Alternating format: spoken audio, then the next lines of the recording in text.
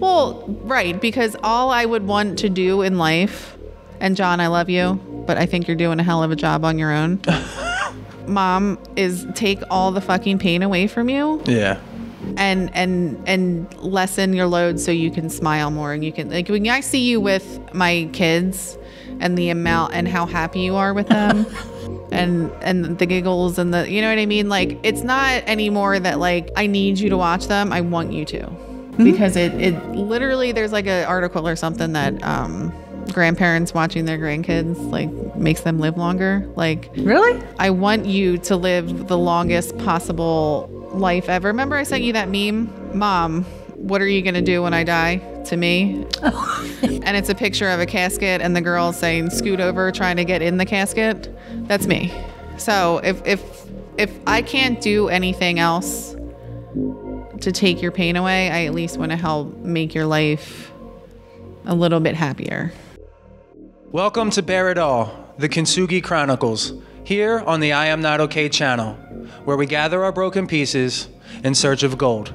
My name is John Bear, this is MJ Bear, and Holly Bear. MJ, what's today's topic? Today's topic is families that use their children, in particular in divorce situations.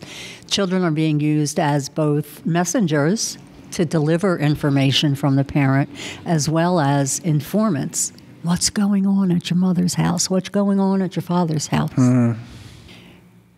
I wasn't aware of how often you guys were being used as both messengers and informants by Brad, but also my family, as well as Brad's family. I get the feeling, just from talking to you and Holly recently, that you were always being asked by somebody to pass on information, or these things were being talked about in front of you, circumstances that you should never have been aware of in the first place, are being talked about in front of you for such a long period of time growing up that they become true to you, and you might not have the actual truth or all of the information. Do you know what I mean? And I think a lot of the anxiety that has occurred as a result of our divorce, for example, is because of the fact that you're being used that way, but you don't have any input from any other avenue.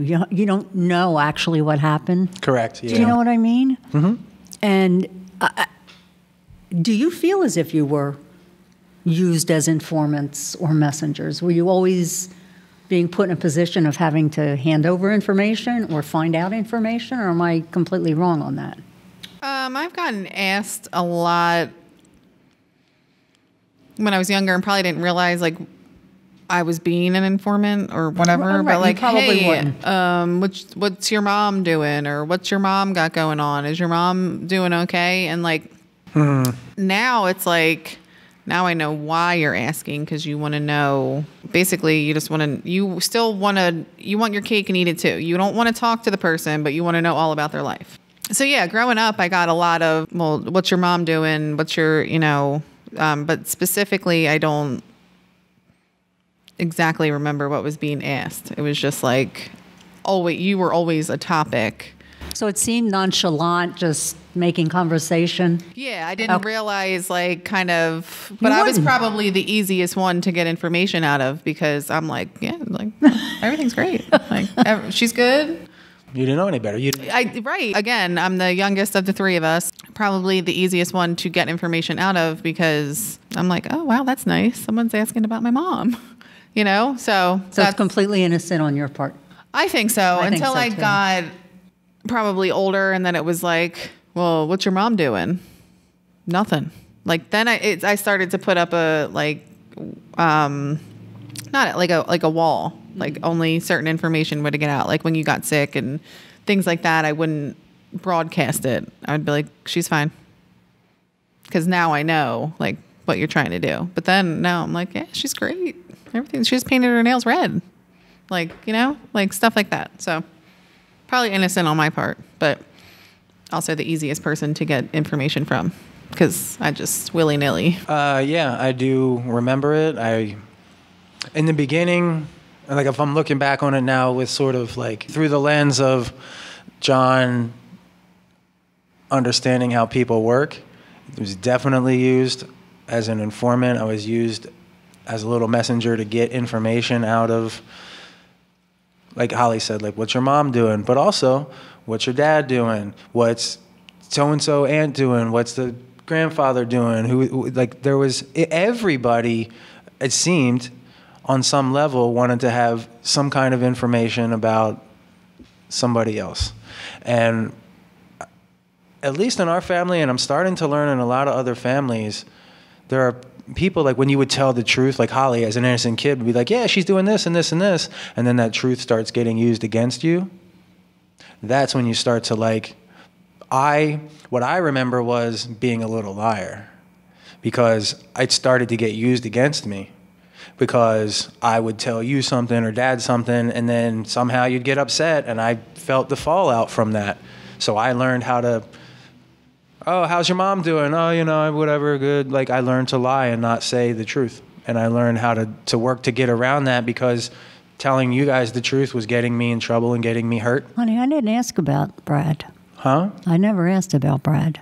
I didn't want you to be an informant. You did ask about Brad. I didn't, honey. I mean, I remember specifically you do. You did. There were times where you wanted to know what he was doing, who he was talking to, and not like information to use against him, but you're like, you wanted to know about him. No, I didn't. Oh, all right. Well, then I disagree. Okay, you can disagree, but I know that I didn't want to know about Brad. I mean, unless it impacted you guys, honestly, John. And I know we've had this. It's kind of like a bone of contention with us, where we come up against a situation where we're talking about circumstances and we have a disagreement on something like this. I know myself well enough to know. I don't ask about Brad. I didn't want to know about Brad. I wanted to be as far away from my former husband as humanly possible. I mean, I think there were parts of him you didn't ask about. You definitely asked about him.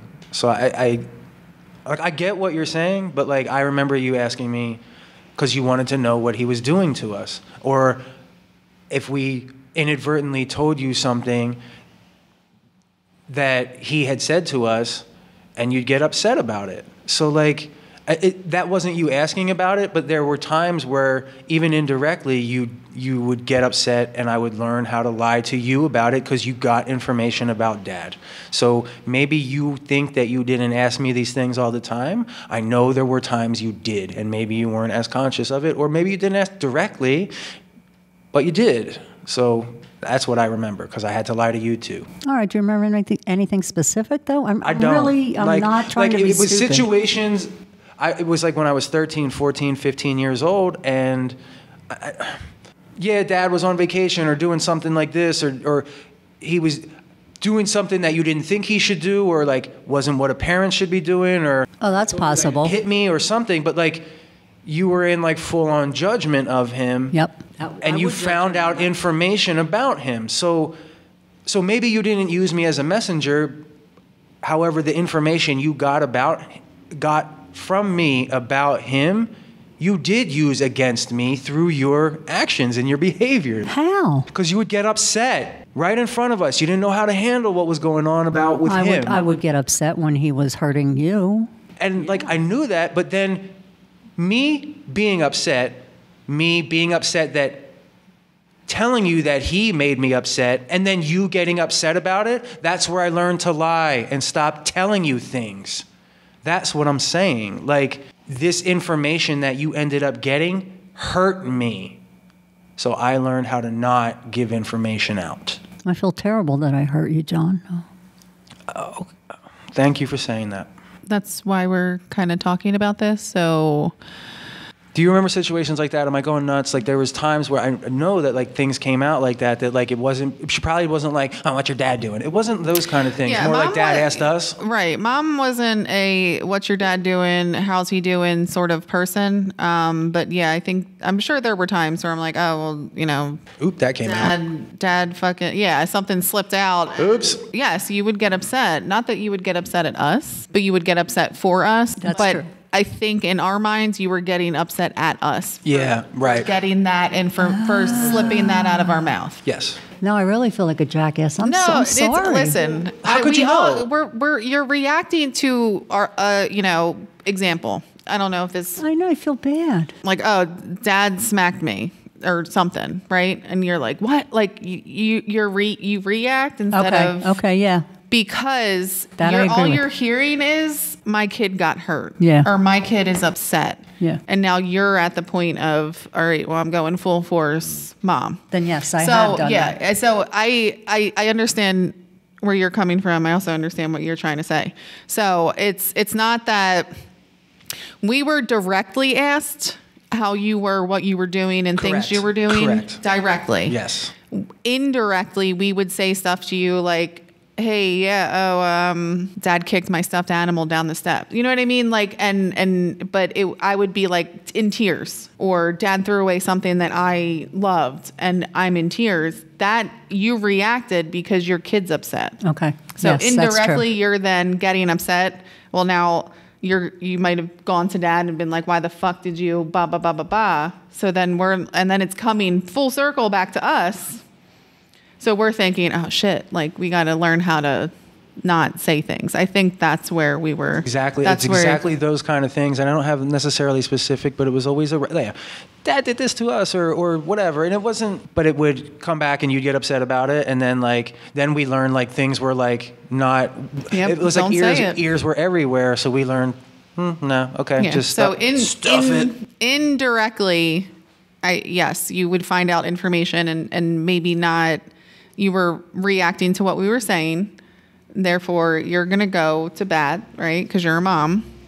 And you're going to directly say something to someone because they hurt us. Well, that came full circle back to us. Like, why would you tell your mother that I did ba ba ba ba ba?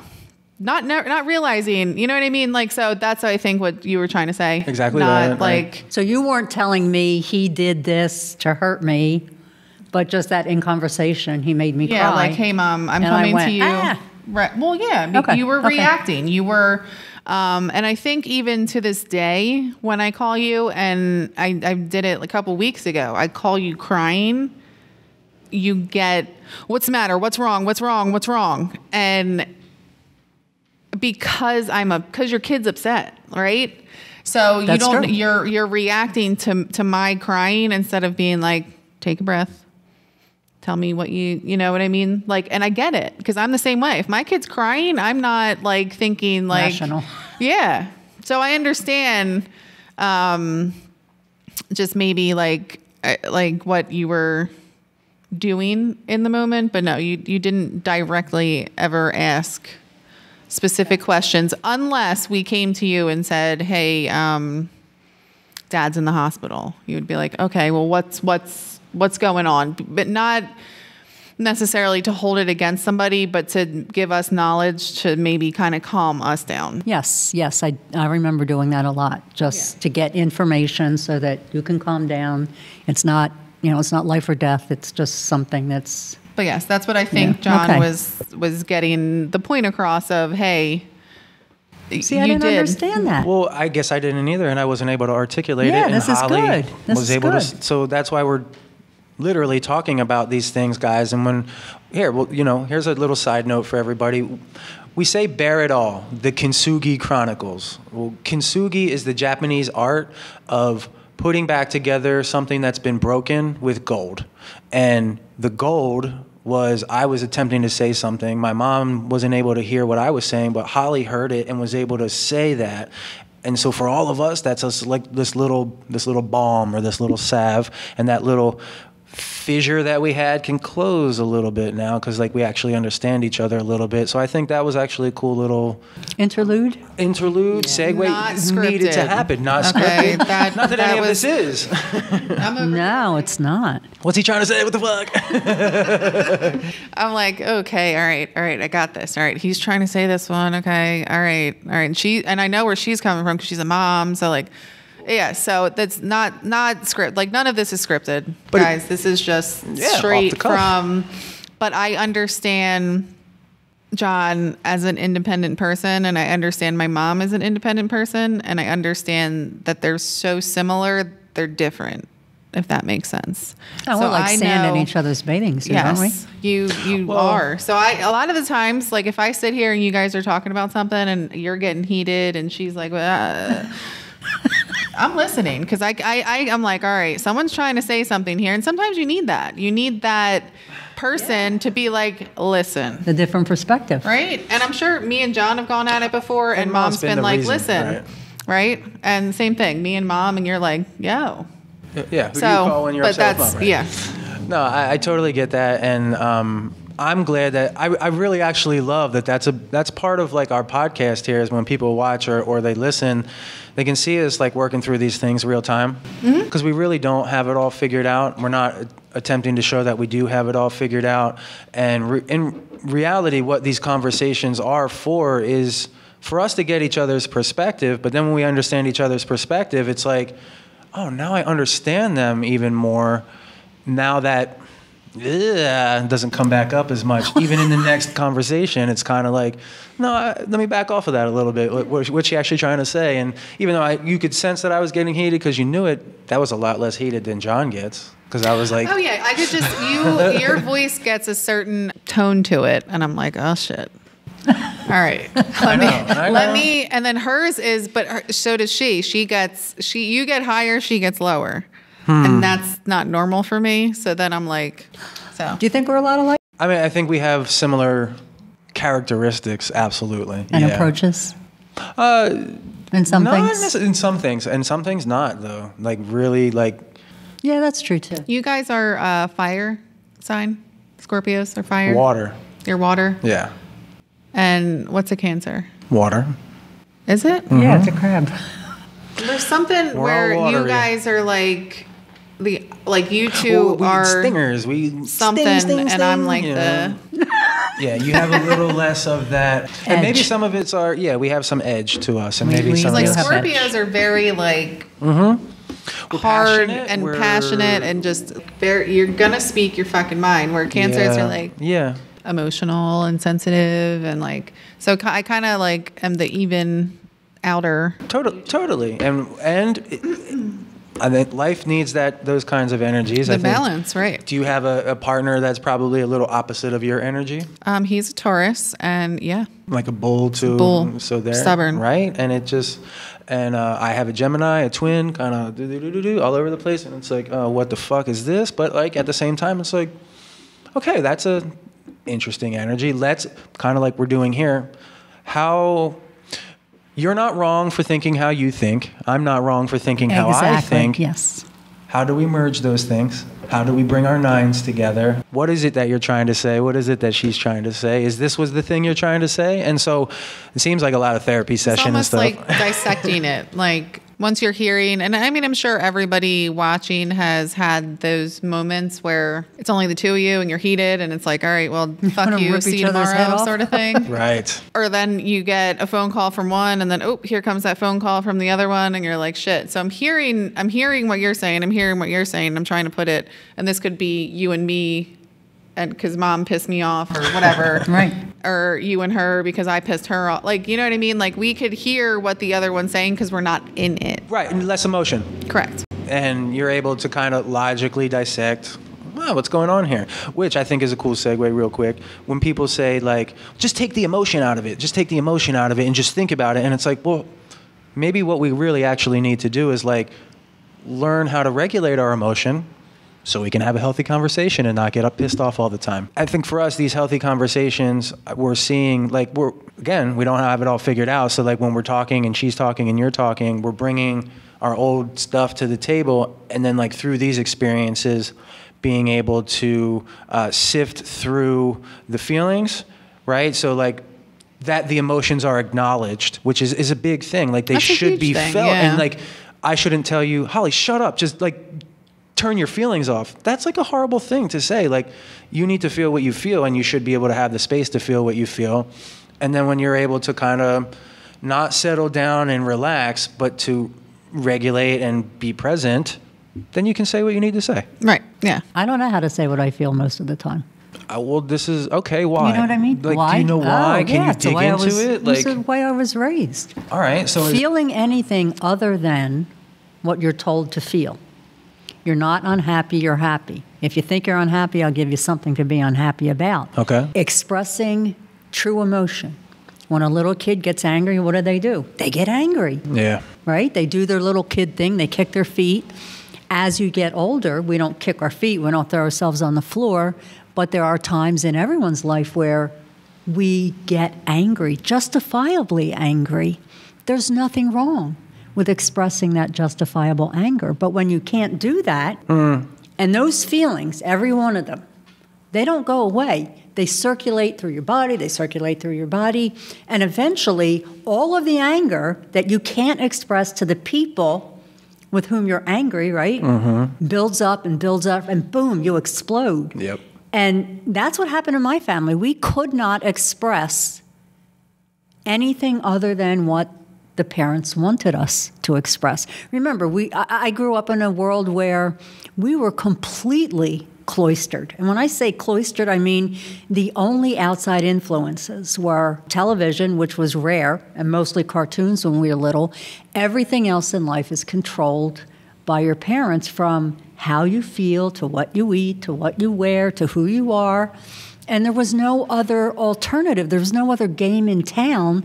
So I grew up believing that whatever I felt was wrong, and I had to hide it. Okay? Yep.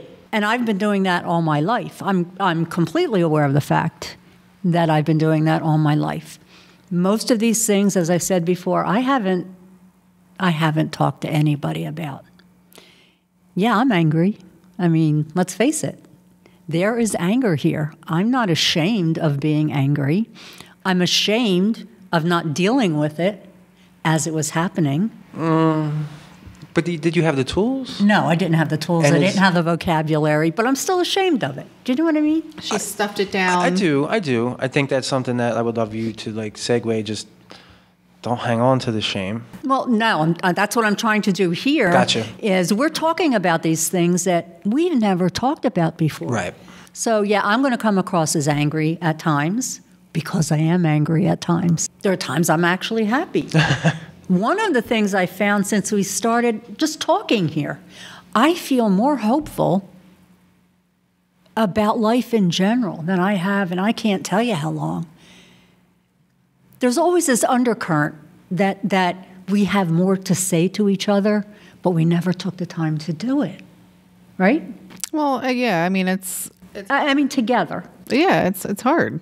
Like, we all have a lot going on separately. I know there were a couple times where I had to cancel because my kids, something came up, right? Mm-hmm. So it's hard to get together, but then once we're here and doing it flies. Oh my gosh. And it's like, okay, well, I mean, I drove here this morning not knowing what our topic was this morning, and I haven't missed a beat, I don't think, right? Because once you start talking about it, you get into it. Mm-hmm. I don't think that if we were to meet at a coffee shop every Wednesday morning, that I would be able to get there and talk as freely as we're doing right now and openly. You know what I mean? Yeah. Okay. I think it's the environment, it's the startup, it's one of us bringing up a topic and then kind of going off of that. So no, I didn't know we were talking about, but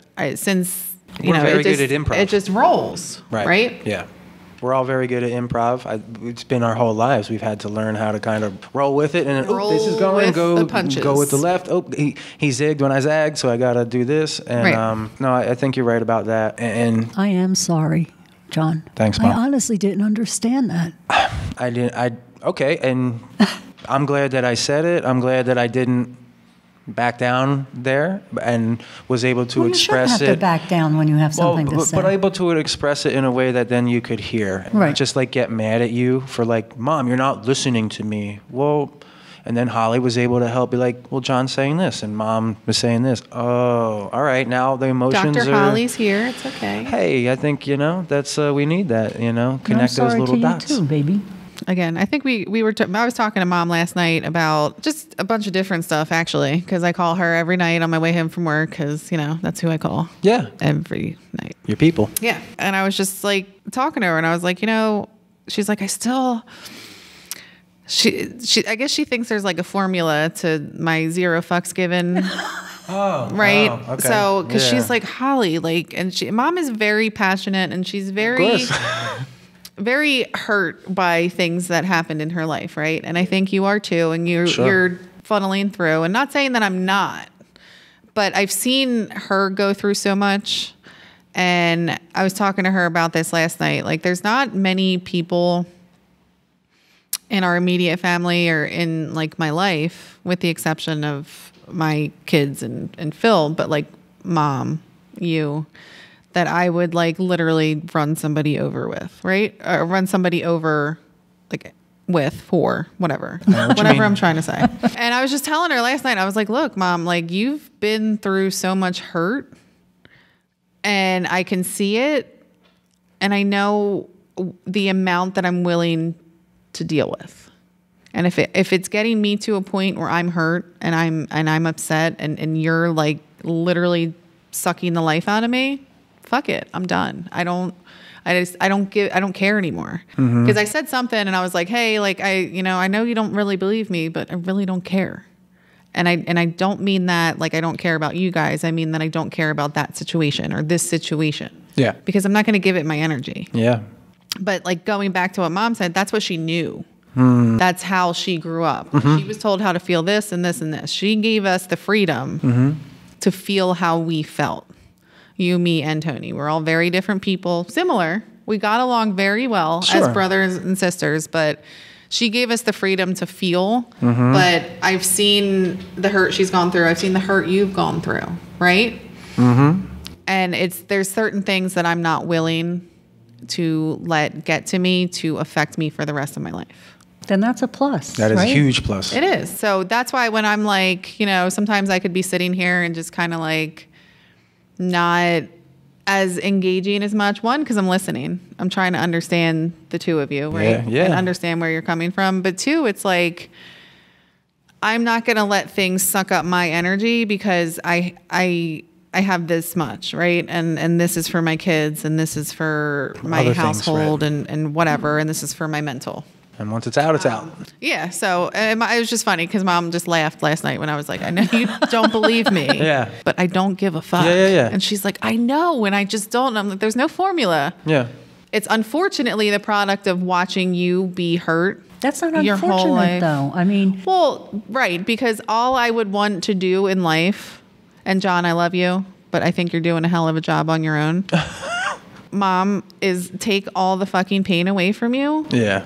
And lessen your load so you can smile more and you can like when I see you with my kids and the amount and how happy you are with them and the giggles and the you know what I mean, like it's not anymore that like I need you to watch them, I want you to because it literally there's like an article or something that grandparents watching their grandkids like makes them live longer. Like really, I want you to live the longest possible life ever. Remember I sent you that meme? Mom, what are you going to do when I die? To me.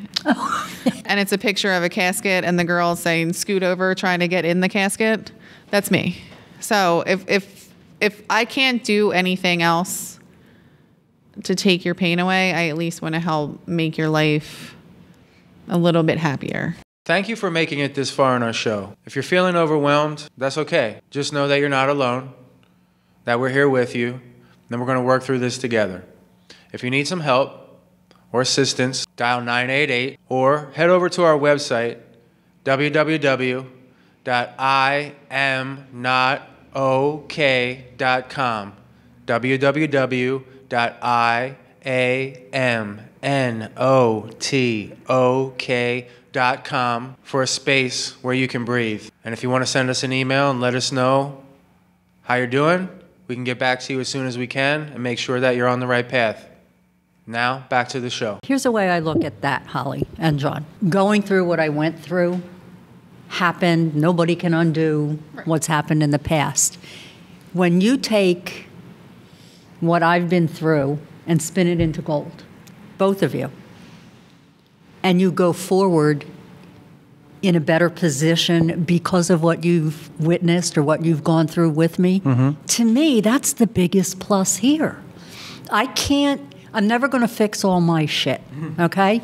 But when I see you going forward by saying, no, I'm not taking this into the future with me, that's a win as far as I'm concerned, right? Yes. So that's, throughout all of this, my goal is to put a stop to not only the bad behaviors, the bad things that we do in terms of our relationships, but I'm also now just seeing that there are positives that you're bringing into your lives as a result of all of this. That's fabulous. And that's what I want other people to realize. Again, communication. We have to talk or we're never going to get anywhere. Well, and maybe there's a lot of people that weren't ready to talk or they don't know how yet, and maybe this is part of the... I'm hoping. We might be part of their playbook, or at least giving them a... well, here's what I can tell you. I already know I had one of my close friends and one of my students' clients come to me, and she told me that like one of our podcasts already has...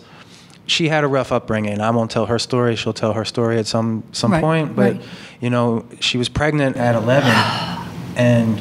What? That's as far as I'll go. And she never told she has older kids and then a younger kid as well. And she never told her older kids about like what she went through. And she said, watching us sit here and talk about, I believe it was our first episode she was talking about. And you were upset and you were angry. And absolutely. I think that's the expression of that, however that comes out, I think that is very beautiful. So to show that is awesome.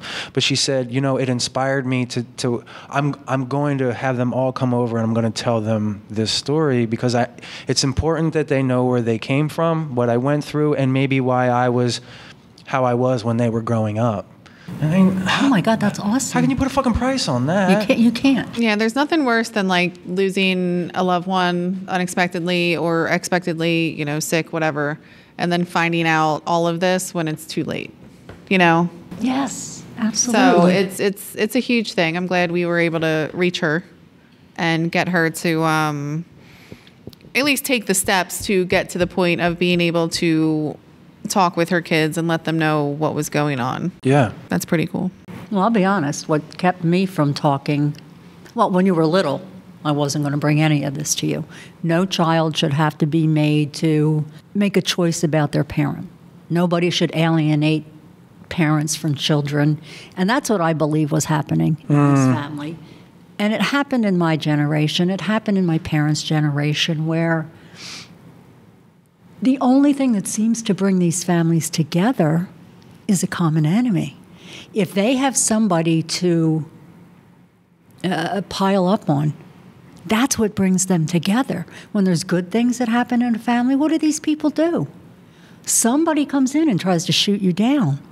And again, that's how I grew up. Happiness or anything in your life that was good, I had a tendency not to say anything to anybody because I was afraid someone's going to come along and take it away from me.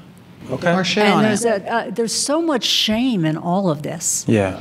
You know, here I am sitting, I'm an old lady sitting here talking about this thinking, damn, why? Why didn't I talk about any of this after Tony died? Maybe you didn't feel like you had the environment and the support and what you needed to allow it to come out. After Tony died, John had to heal, and I went left. We weren't all together. We weren't all in a sane spot. Yeah. Where we could have talked amicably. True. So it's not...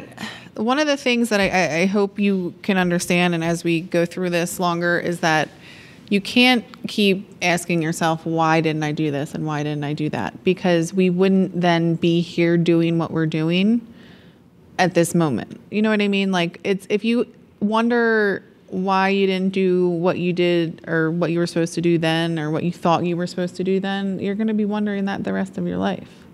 Let me tell you how ridiculous I am or was. I don't think you guys know who I was way back in the day when I was younger, right? Well, how could we? I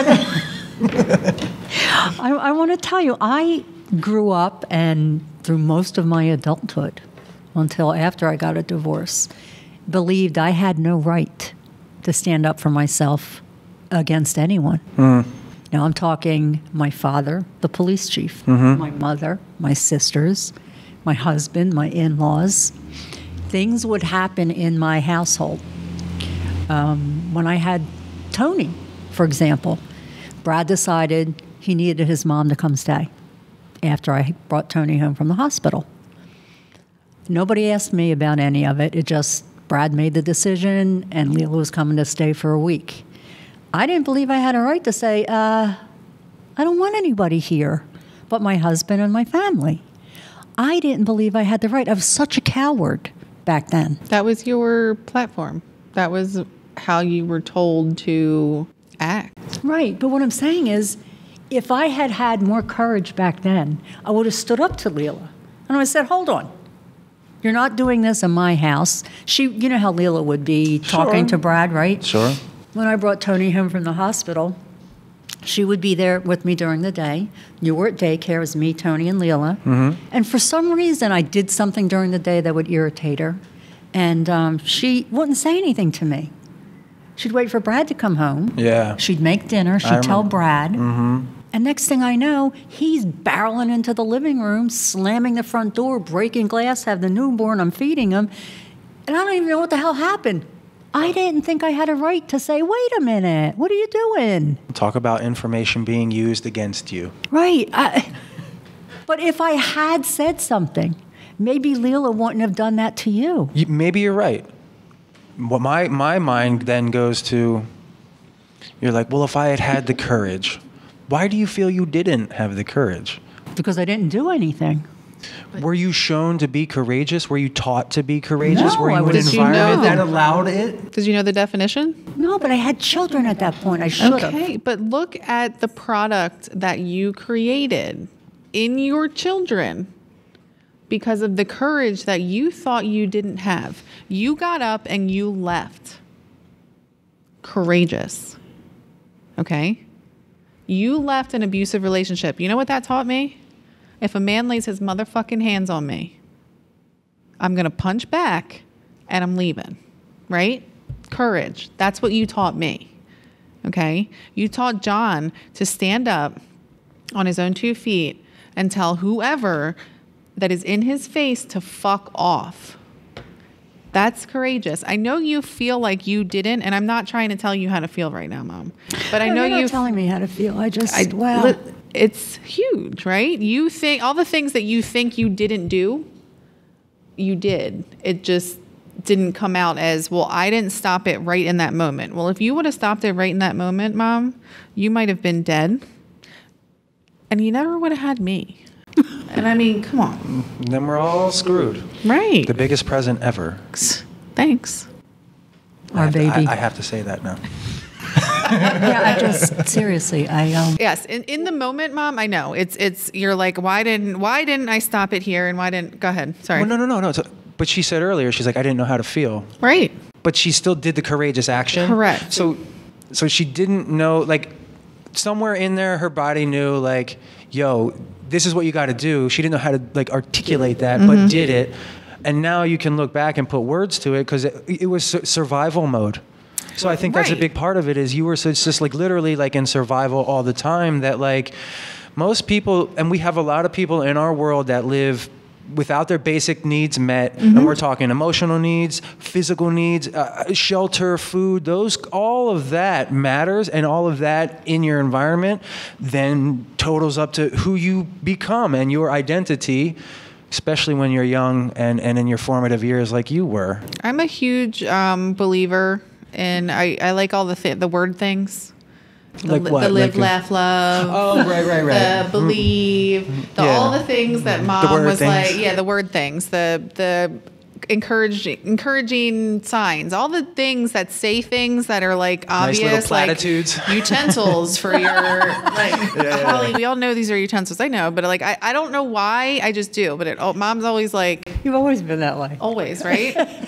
So I'm a strong believer in everything happens for a reason. Okay. I really truly am. And you not knowing maybe that you were that courageous in the moment because you you grew up in a house, right? This is my perspective on things, okay? This is not me telling anybody how to feel. You grew up where you were told what to eat, what to wear, how to act, and where to be, okay? You got married young, Yes. right? You had a baby almost immediately. Yep. You were to get married, you were to pop out the kids, you were to make the dinner, and you were to listen, and you were to shut up, Yes. okay? That was spilling over from your childhood. Yep. So you were then like, okay, well, I'm supposed to, because you saw how your mom, even though they fought, you and dad fought, but you didn't want to stand up to somebody because this is how I'm supposed to act. This is how I'm supposed to feel. Okay. This is, you know, I'm supposed to not raise my voice at my husband because that's how I was brought up. Right? So you're copy paste. You get smacked across the mouth for doing that. Correct. So all these things that were in the back of your mind, like all right, I have kids. I have one. Oh, I have two. And now I have three. When you had that third kid and the amount of times that you were hit and hurt physically, mentally, emotionally, you left to keep yourself alive, to be here for us today. All of us. It's okay. I know. I'm sorry. All the things that you think that you didn't do or you didn't accomplish, it's going to take some time for you to think back on it. But that's what I was saying last night when I said, hey, all that hurt you've been through and this right now is killing me. Okay? To see you cry. You have shown John a lot. You grew up with John, right? He was your little buddy. Okay, and then there was Tony. And then there was me. And I'm the product of seeing all the bad that you went through and John went through and Tony. And I'm not saying I'm perfect. And I'm not saying that I don't get upset and that I'm not traumatized. Honey, nobody's perfect. But I'm seeing things from everybody else's angles of being hurt and emotionally upset and things like that, where I'm like, I don't want that. I'm not going to. Do you think it's bad, or do you think it's just something you don't know how to handle? Do I think what's bad? Being emotional like that. Oh, no. Okay. I know you don't want to see your people hurt, but if they hurt. Oh, yeah. No. Okay. It's when I see them hurt. Right. It makes me want to protect. It gives me, you know what I mean? I want mom to feel. You go mama bear mode, right? Right? I want her to feel. I want her to get it out. Yes, I want it to be raw, right? Yes. It's not that I don't want anyone. I hurt with her. Correct. When she's crying. Okay. Right? Because even though she's my mom, she's still like my person, right? I call mom 17 times a day to tell her that the grass is green. Right. But no. Always emotion. Always. There's certain people that I get to that point of you're hurting and I'm hurting with you, but I need to be strong, right? How many times have I come to you crying, and not one single tear has come out of your eyeball? Because you're trying to be strong for me, right? If I see you cry, it's going to make me cry more. But can't you both cry together? Well, Do you feel like you can? Okay, Yeah, all right, absolutely. all right. I'm just attempting to understand. There's times where I think everybody needs to just get it out, right? Absolutely. We all need to, and we've all done that together. And then sometimes we need a person maybe to just to listen, but also like, hey, I'm here for you. Go ahead, get it out. I've called you many times. Yes, you have. And just been crying, right? I needed you to just be the person that I talk to. And same thing with mom. And mom right now, if I were to start crying, she would cry. It would. Because she's emotional, because she's getting all those things out, and hearing things maybe from a different perspective that she didn't think she accomplished, like she would still be crying, right? It would still, and that's okay. Of course. But If I were to start crying, then it's the ugly cry, the really hard ugly cry. Right. It's a domino effect. Well, sometimes those are needed, and just like give yourselves the space when they do come up is all I'm saying. Like that, it's the suppression of things like that has gotten us to here. Yes. So we like. I wanted Mom to get it up. Need not suppress. I did, and that's why I kind of took over here. Sorry. No, take over. And just let it all come out, because hearing it from different perspectives, different kids, I think is a big deal. It's huge. There's a big age gap between us, but then like our experiences are just different too. Well, exactly. They have to be different. Your experiences are based on everything you've gone through in your life. Well, I'm hearing a lot about how like Holly, I don't know if it's a role you have seen like you had to take up, but like you fall back and you listen to everybody's stuff and see if you can put the pieces together. So that's interesting. I've just been like watching you because you just took over, so I stayed back and I'm like, interesting. Holly's put her back together. I would say I had Macklin. I didn't know what the hell I was doing, and I was still like this little kid, right? I had Macklin early-ish. And then I had Marshall, and I fell into like a really bad postpartum depression, and it was terrible. I mean, Phil would call Mom and be like, she's on her bed crying. Like, she can't get it together. And it was bad. Yeah. Okay? I was able to come out of it, and probably since, I would say maybe mid-COVID, after COVID, that whole thing, getting the experience to be home with my kids for 3 months. I've never had that, where we didn't have to be somewhere. Phil was home with me. Like, we were a family. We were home. We were, able to spend that time together. From that point, I was like, I'm going to listen more. I'm going to be better. I'm going to, hear these things and not let the little things tear me down. Right. So I think from that point is, instead of trying to talk over people and get my point across, because it's not always about me. Growing up, it was always about me, right? In my mind, it was Holly's world. Of course. Right? I've gotten to a point where it's not Holly's world, right? All right. Good for you. I love you. That's awesome. It sucks. Hashtag growth. Sorry, Holly world friends. It gets where, like, my life, remember, in my 20s, all I cared about was shoes and bags and purses and what I looked like. Mm-hmm. Yes. I had kids, and then it became, and so now I'm starting to understand Mom more. Okay. Right? And not that you're ever going to be able to be a mom. No. Okay? You be a dad, you're a dog dad, things like dad. that. But as a mom, you start to understand your mom. Okay. Right? And even your dad, your parents, right? If you become parents or just different side, yeah. So it's been a little bit different for me. I think I've grown a lot having had children. Yeah. To understand Mom more, where I can do that thing where I'm just like, I know what she's trying to say, but I also experience the similar things as you did, so I know where you're coming from too. And I think that's a fascinating point, because like you can like as a mom yourself, you're like, you have that lens now. Right. You have the mom lens, and you can filter things through that and sort of what she's trying to say. And a lot in life is people constantly just talking at you, through you, whatever. Like, again, as a mother, all my kids do is run around and scream, right? So you have to have that, okay, I need to sit and I need to listen, because I'm going to lose my voice if I'm trying to get their attention over. And Mom's heard me. There's been times where I come home and I'm just like, can you please fucking pick up this shit? Right? And I'm irritated. Mom's laughing because she understands when she came home, right?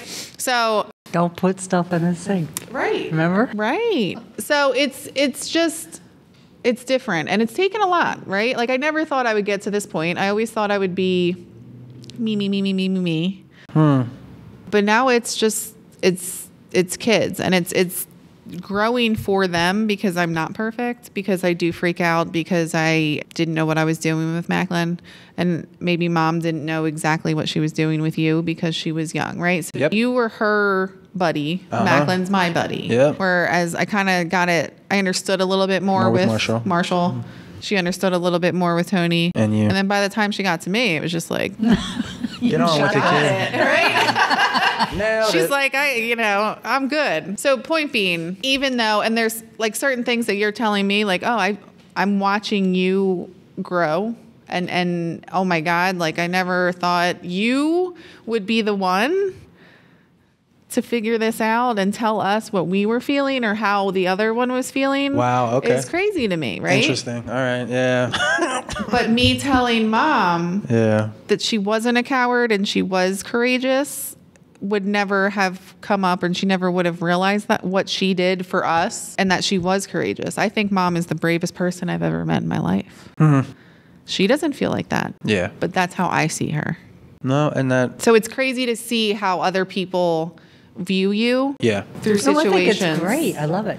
Right. Actually, I do. Right. No, this is fascinating, actually, because just listening to you say that, I was like, damn, my sister's just growing up in front of she's like not my little kid sister anymore. She's that's like awesome, though. Always kind of the baby. adulting and all of these things. No, Holly, and thank you for saying what you said about me. Yeah, I have put in a lot of work to understand who I am. And in order to do that and understand who I am and then turn around and kind of foster the ability to allow others to do it around me, I am still pretty fascinated that I've able to take it this far. But then to see you now, like, kind of have this ability to sum all of this up and put these pieces together, I'm like, well, there's Holly's superpower coming out of it. So it's like, yeah, sure, I'm the guy that might be like talking about emotions, and even though I like lift weights and do all these things, I'll cry and get in the mush and the dirt, because to me those things connect. You can't separate them. Right. And I think a lot of people have grown up in environments where they were separated. They were not taught to feel, think too much, feel too much, whatever the things are, and there's a lot of extremes. And I'm not saying everybody's got to be all or both. I think it's more like we have emotions. Right. We have logic. We should learn how to use those things. It's like a tool in our tool belt that we should know how to use. It's okay to feel. Yeah. It's okay to cry. Yeah. I'm the winner of crying. I That's cry true. all the But then time. why do you think so many people, is it just because they grew up in all these shitty environments? Why do they feel like they can't cry or say the things? I kind of grew up in a shitty environment, and I'm okay with crying. Right, but why? I don't know. Like We have to probably explore that. because I saw you keep it all in. I saw Tony keep it all in, and I'm just like, why are they so mad?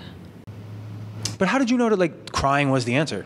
It wasn't the answer. I had to learn that. I had to, all right, I'm crying. Okay, well, all right, someone's paying attention to me. I was an attention whore. I needed attention as a kid, right? Okay, all right. So I had to figure out a way to get what I needed emotionally. Yep. And that was get good grades because I'm getting praise. Yep. And that was, if I cry, my mom's going to pay attention to me. Oh. Not that she wouldn't in general, but I need her attention now, so I'm going to start crying. Okay.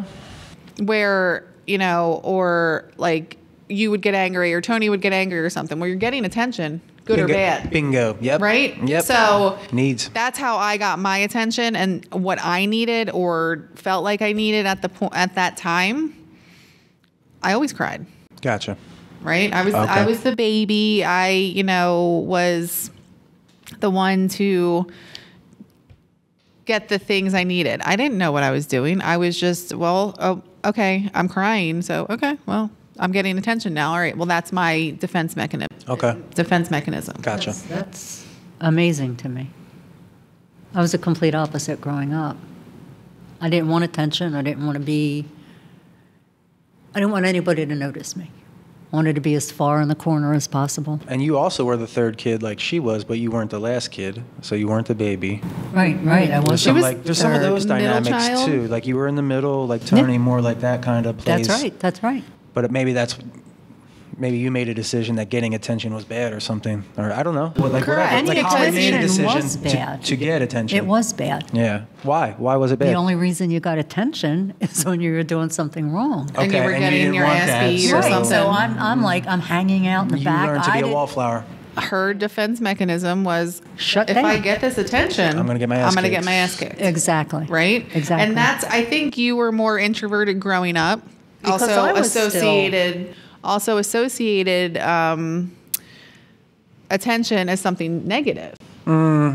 Because if my attention's on you, your ass is getting beat, right? And I think Tony was similar. And I was just like, well, someone pay attention to me. And all right, so yelling isn't going to work. getting in trouble isn't going to work. I'm just going to cry, or I'm going to, you and Tony had your football and things that people were proud of you for, and getting their name out there and whatever. And I got good grades. I was on the honor roll. I always did the extra credit because those were things that I knew that I could control, where I wasn't necessarily as good at sports as you and Tony, whatever, but I wanted the attention. Gotcha. So I had to figure out how to get it. So crying and good grades. And I wanted the attention. I needed the attention. Yeah. It's a need. And like, not saying that you and Tony, I think, needed more attention, but I think you needed more positive than the negative. I think that you guys got a lot of negative attention, like Mom, growing up. And I'm sure I did too, but I got to a point where I watched you guys get so much negative attention that I knew, like, shit, if I get a bad grade, I'm going to get negative attention. I'm going to get in trouble. So I got to get A's or B's or whatever. So I was able to pick that up. Gotcha. And figure it out. Yeah. By watching you guys. Like, okay, this is all right. This is good. This is bad. This is how I get to this point. I don't want the negative attention, so I'm going to do this. No, this is tying in some of Tony Robbins' stuff. He says all humans have there's 6 human needs, and every decision that we make is to get one of or many of those needs met. Yeah. Even if it's not something like we're conscious of, or even like a drug addict, like it's like taking a hit of heroin is like giving themselves a hug because nobody else will. So then this thing will give it to me, and it meets a need, even if it's like killing their body. Right. So it's like really deep seated and emotional. And I think for me, anger was when I got angry, I got attention, like you said. And I must have been associating with, like, well, they're hearing me. So if I just get angry, then they're just going to leave me the fuck alone. And guess what? I got left the fuck alone, but also, like, with negative attention attached to it. So there's, like, a residue from that I didn't understand without, like, looking at it through a different lens. Right. And, like, yeah, Mom, just growing up, Mom's very introverted. Yes. You're used to, in my opinion, used to be very introverted, and now I think you're teetering on the extrovert You see in me some coming out a little bit? situations. Yeah, absolutely. Some I always used to think, all right, Mom and John, they're introverts. Tony is extroverted in his, like, when he wants it. Right. Okay. He's gonna be introverted when he's chilling, whatever. Doesn't want to be involved in it. Me, complete. Extrovert. Complete, right? So yes, now I see you more on my side of things, but you can go and be back introverted. I think part of that was out of, we'll say, necessity. I learned how to survive. Correct. A lot of my needs were a lot of the things that I did to get through things were to survive. Because if I got too loud, I got smacked. Or if I had information that could be used against somebody, I found out about it, and I did not feel good when somebody was being something I used that I like supplied, and I would figure that out, and that didn't. So, and I understand, and I can look at that now, and I can totally see why like each of us has like a different core need that we were attempting to meet with some of our behaviors that we weren't in love with. Right. Yeah. Yeah. I mean, I think now it's not about the attention and the crying and all that stuff, right? What's your need? Like, what do you feel yourself getting? Like, you need your kids to feel good, so. I need my kids to be happy. Right. Right? And like, so this morning, and it's not always a physical thing. This morning, sometimes I don't get to see the kids at night because I work, right? So I see them in the morning and they're all grouchy and grumpy because I don't like to be awake. Right. And Macklin has really wanted to go to the new Wawa that's near Marshall's school, right? Yep. So he's like, Mommy, can we go? And I was like, yeah, bud, like, we'll go another day, whatever. Knowing in my head, I'm like, I'm going to take him because he's been asking me and very patient. But it's easier to drop him off first and then take Marshall and then go where I need to go, work or whatever. So I get to the point where I'm pulling into the Wawa and I turn around and he's just got this shit-eating grin. I said, where are we? The new Wawa. And that right there. That's the feeling. Was enough for me. And so if you can foster the environment for your kids to have a great experience, that's what you need. That's what I need. And there's times where I can't. There's times where my kid just looks at me and is like, yeah. Well, and it's I not get always going to that, be perfect, but right? it can it's not be. always sunshines and rainbows. Are you and able things to like that. not internalize that as like a you suck thing? Not always. Okay, all right. Not always. Sometimes I'm still like, gotta what did work I on do? that. I'll call Bill and I'll be like, Yeah. hey, what's going on? What did I do to him? Like, why is it me? What did I do? And he's like, it's not you. He's a boy. He's just Right. like He's going through something. His phases. Yeah. And it's never that. And then I get the hugs or, sometimes he just says, all right, see you, Mom, when I let him out at school. And sometimes he turns around and he hugs me. Yeah. So it's those moments that like you have to kind of, all right, I'm good. I'm doing it. Yep. Like he's okay. Yep.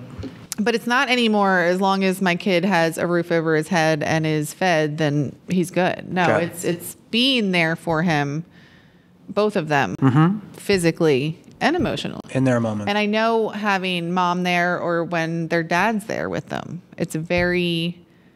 I know that my spot's being not taken, but Their needs are being met. thank you. Yeah. I'm like, I can't figure out how to put that right because they have somebody Dad's who there. understands, Yep. what they need and stuff like that. And they have 3 different personalities, right? Mm-hmm.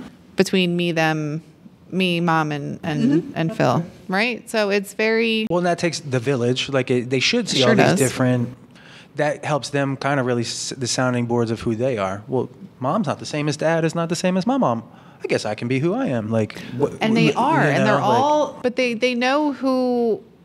They can get away with things, right? Come on, they kids know, they actually are pretty damn smart. They'll They are, figure but it out. for the most part, they're very consistent, and that's huge for me to see. Yeah, well- they're gonna be themselves with mom, with me, with Phil, even with Phil's mom. They're going to be who they are, Gotcha. and that's important for me because I don't want my kids to go into this shell Yeah. and not think that their feelings matter and that their emotions matter and they can't get upset and things like that, or that they can't come and talk to me or whoever.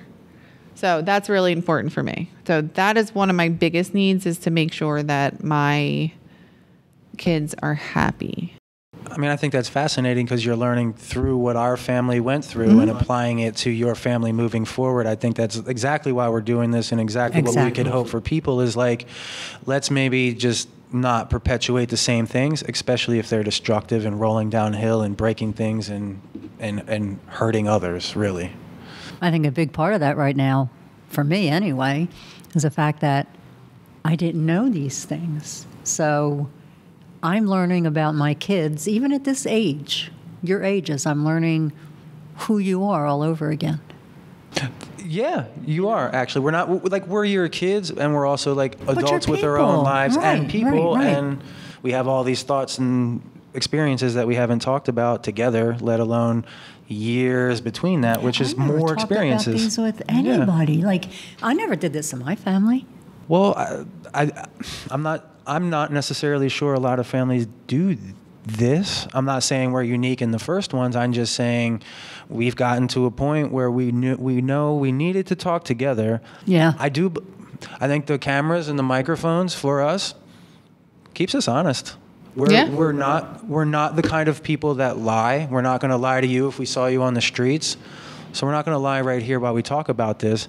And yeah, we have the doors shut and nobody else is in here with us and the cameras and the mics are on and we're able to just let it rip. I think we all needed that now at this point. Right. And then we can Agreed. throw it and spill it out there. And then through our lenses, like, John, that experience is interesting. I didn't realize. Now I can maybe apply some of that through my lens. And Mom, I didn't realize you went through that. And Holly, damn, girl, you are the present. So, like, I think that is something that if you're watching and listening, hopefully you'll take out of this, because we have no real idea. We have an idea of where we want to go when we turn on the cameras, and then what comes out of that is what's supposed to be. Right. And we're totally okay with that. And I think that's what's going to make what we do here unique, because not a lot of people have gotten to that point where they're like, fuck it, we don't care what you think about our conversation. We're just letting you in on it, and if it assists you, That's great. Even more better. And if it's something that it makes you feel something visceral, like deep down, like, man, I really would actually like to know what, if you can put words to it, or just even be like, fuck you guys, I don't like what you're saying here. Cool, tell me that. I want to know. Like, I really do. Because in reality, I know turning on the cameras and just talking is actually the most beneficial for me, Holly, and Mom. Yep. And Absolutely. what that will mean for Holly's family, our family together as we unite, and the boys moving forward. Exactly. We're building, like I said before, the foundation, and now it's on the internet. You know, our family, our little family is going to know about these things. The boys will grow up knowing these things. They can refer to these things. And I think all of that's fabulous. It's all brand new. It is all brand new, so we started this talking about like information and messengers. Well, maybe the information that's coming out of this and the message that's coming out of this is that you don't have to, like, the things that you say, maybe it's find an environment where you know you can say those things without being judged, without anybody. And if there's not a person around, maybe it's on a piece of paper or Yes. something where it's getting it outside of you, out of your mind, out of your body, out of your brain, at least. So if it's on the paper, you can look at it objectively and start to sift through it. Because I think that's what we're doing here is now we're throwing all these things out on the wall, and we can objectively, like, and every time, like, Holly will talk about something and I'm thinking about a nugget that she just said to kind of like damn, like that, I didn't realize that, and it's opening up all these new pathways, and I'm thinking and I'm seeing her even differently every time we talk. And Mom, Holly has said it several times, but as a big reason, like, we're here because you came to me and said, John, I want to do this. Yep. Can you help me do it? And at first I was like, man, I don't understand. And it took me a little bit to get to the point where I was we like, locked horns about it, we locked remember? horns. I didn't get it. I thought it needed a different plan. And you're like, just turn on the mics. Let us talk. And a little bit more of that. And now I can see it's exactly what we needed. And you were ready to talk about it because you see maybe me and Holly were doing okay. So you're like, maybe this is my environment. We can do this now. And from that, I can tell you, just in the 5, 6, 7 conversations we've already had, and tons more we'll have, every time I feel a little lighter, a little more focused, Yes. a little more clarity about like the next steps or phases in life. And then with like more gratitude for the moments I'm in with you guys, when I'm with the kids, and how to not let our past continue to like hurt us and roll downhill, but to stop it and then actually make it something quality and something that can really be a meaningful part of somebody else's life too. Exactly. There's a lot of learning going on, not just for us, I don't think. Okay. Is there any information about messengers that you think anybody needs to finish up here? I think we just said a whole hell of a lot. Again, we seem to do that. Stop using your children as messengers and informants. Our children are precious. There's no other way to put it. When we put our kids in this position, we end up with this. We have a family where we know we love each other, right? Yeah. And that's never been a question for me either. But we lost sight of how to be ourselves with each other. Or maybe we never had it in the first place, I don't know. But this has been, I think it's fabulous so far. I think we had it and we're reinventing it. Okay. I think this is like 2.0 or something. It makes me happy, even when I'm sad. Well, that in and of itself is a big reason why I'm here. Because Mom, like, I know I can't, like, it shouldn't be my impetus to like live for my mom and make money for you and do all these things. But like Holly said already, like when you're happy, man, like, it's not that your happiness can be our happiness, but like it makes us that much more happy sort of at the set rate. Oh, honey, I'm the same way with you guys. So for us to see you smile a little more and to be a little more at peace means like Holly goes attacks the day now, and I go attack my days because we're really like, damn, like this actually is good for Mom. It's good for us, and we can. Yeah. And she and I especially want to foster that moving forward, and it's important to us. Exactly. That's the win in all of this. You're never going to undo what's been done, but you take what's been done, spin it into gold, Boom. and pay it forward, right? There it is. I see with the boys, for example, they're happier at their ages now than I think you guys were at their ages. I can't argue that. Do you know what I mean? I believe their environment will allow them to be more well-adjusted when they get to the places where when we needed to be out in society and we started to falter. Yep. They'll have the systems and the emotional regulation and the things they need to off to the races. Yeah, I do. I feel good about it, though. It's a lot because of who I am and their dad. Their dad plays a huge role. Huge role. Yes, he does. But a lot of it stems from me and the things I've learned watching you, right? I've learned from my brother to make sure that, make sure your kids always know that you have their back. I think is the most important thing that I could ever accomplish. My kids are going to do great things, and I'm going to continue to tell them they're going to do great things, but them knowing I have their back always is huge. It is huge.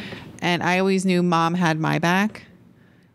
So I knew that if I got to a point where I didn't know which way to go, she was right behind me, right? And she helped me navigate. So, and I feel like that to this day. If I don't know what I'm doing, I call Mom. What do I do? Well, Mom always wants facts. Give me the facts. Like, I don't know. So anyway, the point is about the data. Yes, my kids will flourish because of the things that we're doing and I'm learning and things like that. So, yeah. That's what makes this so meaningful to me, and nothing really else is much more important to me now at this point. They're our little family, but they're the things that will live on beyond us, and then this message and what we've learned out of what has happened to us. We won't live forever. Maybe sharing what has happened to us will make sure that somebody will not have to experience to the same level some of the things that we did, or at all, and be able to find themselves or get out of the environment they're in into a place where they can start to, like you did, deconstruct and find out what exactly you needed, and so that you could give that to your kids, and now you're very happy with their direction. So for those of you listening, thank you so much. As always, please let us know in the comments below if there's anything you want to hear about. What did you like? What didn't you like? And please talk to us. We're waiting to hear from you. Thank you for listening to our show. If you're interested in how we've gotten this far, I've put together a small guide that has a 3-step process at no cost. You can get that at www.iamnotok.com/truth. www.iamnotok.com/TRUTH. Thank you so much. Look forward to seeing you on the inside. Be well.